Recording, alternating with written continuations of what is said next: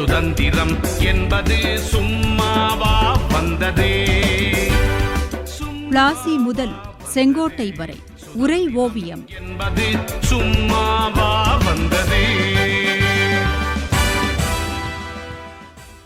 எல்லா வகையிலும் மிக பெரும் நெருக்கடி இருந்ததால் தான் சமாளிக்கவே முடியாத ஒரு சூழலில் ஆங்கிலேயர்கள் இந்த நாட்டை பிரித்து அரசியல் சுதந்திரம் கொடுத்து சென்றார்கள் என்று கூறினீர்கள். ஒன்றுபட்ட இந்தியாவை காண விரும்பியவர்களுக்கு பிரிவினை என்பது ரணமாகத்தானே இருந்திருக்கும் தாயே. ஆம் மகனே, நாடு பிரிக்கப்படாமல் ஒன்றாக இருக்க வேண்டும் என்றே காந்தி விரும்பினான். அதற்காக ஜின்னாவை பலமுறை சந்தித்து பேசினான். நேரு, பட்டேல், ராஜேந்திர பிரசாத், ராஜகோபாலாச்சாரி என பலரும் ஐக்கிய இந்தியாவை காண வேண்டும் என்றே விரும்பினார்கள். ஆனால் நடைமுறை நிகழ்ச்சிகள் அந்த நினைப்புக்கு ஏற்றவாறு இல்லை. இடைக்கால அரசாங்க பரிசோதனையும் அதையொட்டி நாட்டில் நடைபெற்ற மத கலவரங்களும் வன்முறை நிகழ்ச்சிகளும் தேச பிரிவினையை தவிர்க்க முடியாததாக்கிவிட்டது.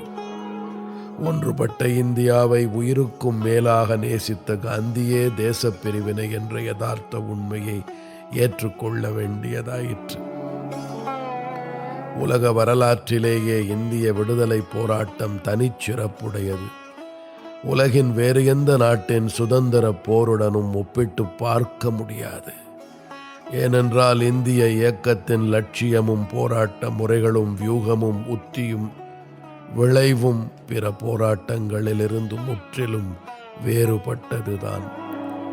இந்த நாட்டின் சுதந்திரத்துக்காக போராடிய காங்கிரஸ் ஒரு அரசியல் கட்சியாக செயல்படாமல் ஒரு இயக்கமாகத்தான் விடுதலை போராட்டத்தை முன்னின்று நடத்தி சென்றது.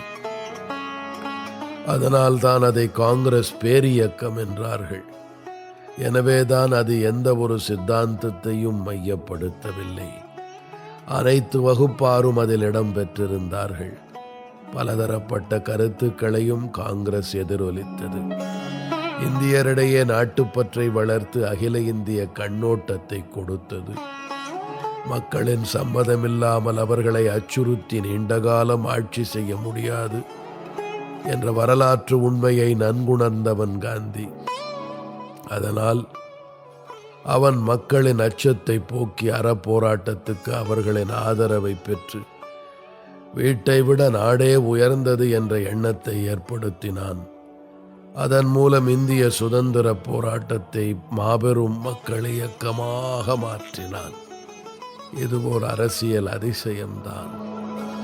மற்ற உலக நாடுகளில் நிகழ்ந்த போர்களைப் போலவோ புரட்சியைப் போலவோ இங்கே நடக்கவில்லை. இந்திய சுதந்திர போராட்டம் மிகவும் வித்தியாசமான வழிமுறைதான். பல வகை போராட்டங்களின் பரிணாம வளர்ச்சியாகவே இருந்தது. சொல்லப்போனால் பிரிட்டிஷார் அறிமுகப்படுத்திய அமைப்புகளை கொண்டே அவர்களை இந்தியர்கள் விரட்டினார்கள். 1885 காங்கிரஸ் இயக்கம் தொடங்கப்பட்டதே ஆங்கிலேயர்களின் பின்னணியில்தான். அடுத்த 7 ஆண்டுகளில் மிதவாதிகள் மேற்கொண்ட முயற்சிகளால் 1892 இந்திய மன்றங்கள் சட்டம் இயற்றப்பட்டது. அடுத்த 11 ஆண்டுகளில் தீவிர தேசியவாதிகளின் நடவடிக்கைகளால் 1909 ஆண்டு சட்டம் கொண்டு வரப்பட்டது. தொடர்ந்து 10 ஆண்டுகளில் மிதவாதிகள், தீவிர தேசியவாதிகள், புரட்சியாளர்கள் மேற்கொண்ட மும்முனை தாக்குதலால் 1919 இந்திய அரசாங்க சட்டம், அதாவது மான்ஃபோர்டு சீர்திருத்தத்தை அறிமுகப்படுத்தினார்கள். அடுத்த 16 ஆண்டுகளில் ஒத்துழையாமை இயக்கம், சட்டமன்ற உள்ளிருப்பு, புரட்சியாளர்கள் நிகழ்த்திய கொலைகள், கொள்ளை, சூறையாடல், ஆயுத கிளர்ச்சி, உயிர் தியாகம் இவற்றால் 1935 ஆண்டு அரசு சட்டம் நிறைவேற்றப்பட்டது.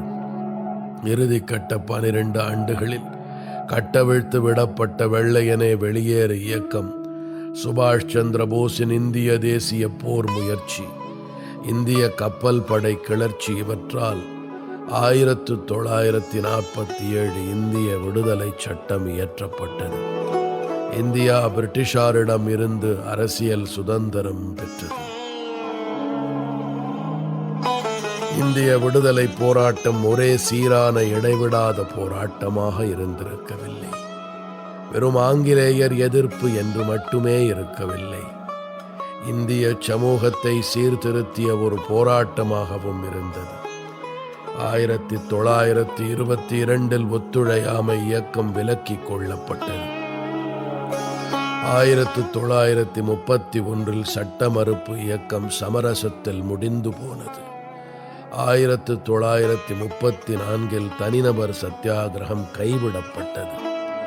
1942 வெள்ளையனே வெளியேறு இயக்கமும் தொடர்ந்து நடத்தப்படவில்லை. ஆனால் இந்த போராட்டங்களுக்கு இடைப்பட்ட காலத்தில் கதர், கிராம கைத்தொழில், ஆதார கல்வி, தீண்டாமை ஒழிப்பு, ஹரிஜன முன்னேற்றம், விதேசி பொருள் புறக்கணிப்பு, கள்ளுக்கடை மறியல் என வேறு வகையான போராட்டங்களை கையில் எடுத்து அதையே அரசியல் சமூக விடுதலை போராட்டமாக பயன்படுத்தி கொண்டார்கள். இந்திய விடுதலை போராட்ட தலைவர்கள் இந்தியாவின் சுதந்திரத்துக்காக மட்டுமல்ல, அந்நிய ஏகாதிபத்தியத்துக்கு எதிராக போராடி பிற ஆசிய ஆப்பிரிக்க நாடுகளின் விடுதலைக்காகவும் உரக்க குரல் கொடுத்தார்கள், ஆதரவளித்தார்கள். இந்த சுதந்திரம் இந்தியாவுக்கான சுதந்திரம் மட்டுமல்ல, உலக நாடுகளுக்கான நம்பிக்கைதான் இந்த சுதந்திரம்.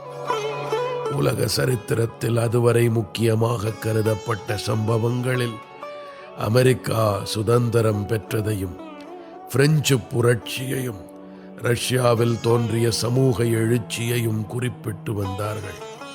ஆனால் இந்தியா சுதந்திரம் அடைந்த சம்பவமே உலகத்தில் மகத்தான நிகழ்வானது. இந்திய விடுதலையிலிருந்து உலகின் எதிர்காலம் நம்பிக்கை அளிக்கக்கூடிய தன்மையை பெற்றுவிட்டது. உலக சரித்திரத்தில் இப்படி 200 ஆண்டு காலம் தொடர்ந்து போராடிய தேசம் எதுவும் இல்லை. 1757 நடத்தப்பட்ட பிளாசி போர் தொடங்கி தொடர்ந்து வந்த ஆங்கிலேயரின் ஆதிக்கத்தை எதிர்த்தும் போராடி 190 ஆண்டுகளில் அந்நியரை விரட்டி தில்லி செங்கோட்டையில் தன் சுதந்திர கொடியை பறக்க விட்டு அரசியல் சுதந்திரம் பெற்றது இந்த நாடு. அப்படிப்பட்ட ஒரு போராட்டத்தில்தான் உலக மக்கள் தொகையில் 1/5 பகுதியினராக இருந்த இந்தியர்கள் ஈடுபட்டு வந்தார்கள். தலைமுறை தலைமுறையாக இந்த போராட்டத்தை நடத்தி சென்றார்கள். உலகத்துக்கே ஓர் உவமை காட்டுவது போல தர்ம யுத்தம் புரிந்தார்கள். அதர்மத்தை தர்மம் வெல்லும் என்ற இந்த நாட்டின் பாரம்பரிய வாக்கியத்தை நிறைவேற்றி காட்டினார்கள். அதன் மூலம் அதர்மத்தை கண்டு அஞ்ச வேண்டாம் என்பதை உலகுக்கு தங்கள் செயல் மூலம் காட்டி நிரூபித்தார்கள். அந்த போராட்டங்களின் நிறைவு நாள்தான், போராட்டங்களின் இறுதி பலனை கண்ட நாள்தான் 1947 ஆகஸ்ட் 15. இந்திய நாடு என்னவோ நள்ளிரவில்தான் சுதந்திரம் பெற்றது. ஆனால் அது உலக நாடுகளுக்கு வெளிச்சத்தையே தந்தது. என் மகனே,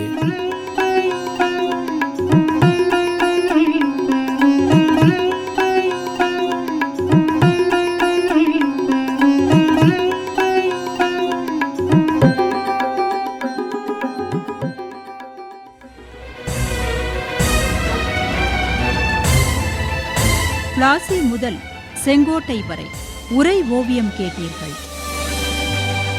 எத்தனை எத்தனை தடியடியை தாங்கினர், எத்தனை எத்தனை செக்கிழ